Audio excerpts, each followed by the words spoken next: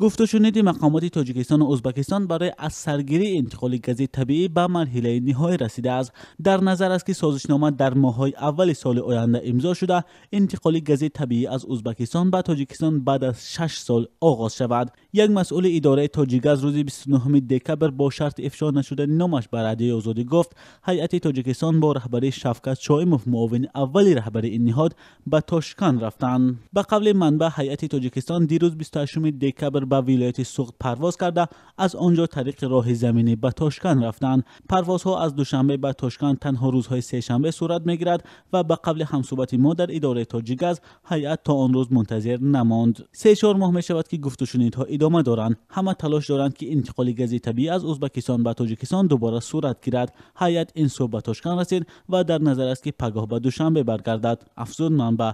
در اداره تاجیکگاز به رادیوی آزادی گفتند گفت و شنید دو جانب به مرحله نهایی رسیده. هیئت ها تا 30 دکبر آخرین جزئیات های آن را بررسی میکنند. مسئولان اداره تاجیکگاز میگویند سازشنامه انتقال گاز طبیعی از ازبکستان به تاجیکستان سازشنامه حکومتی بوده. از این لحاظ باید در یک مراسم با اشتراک رهبریت دو کشور به امضا رسد. مسئولین اداره تاجیکگاز میگویند دوام یک ماه اخیر حجم گاز طبیعی برای کارخانه‌های صنعتی را دقیق کرده این معلومات را در اختیار هیئت تاجیکستان گذاشتند. به قول مسئولین در نوبت اول گاز طبیعی از ازبکستان به کارخانه‌های ازاتی وخش، تالکو مرکز برق و گرمایدهی رقمی 1 دوشنبه و برخی از کارخانه‌های صنعتی شمال تاجیکستان انتقال می‌یابد.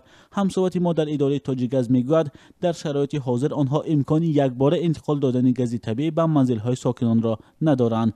در همین حال اداره تاجیکگاز یک قسم کارمندان خود را که سال 2012 به رخصتی بی‌مزد روان کرده بود دوباره به کار دعوت کرده است.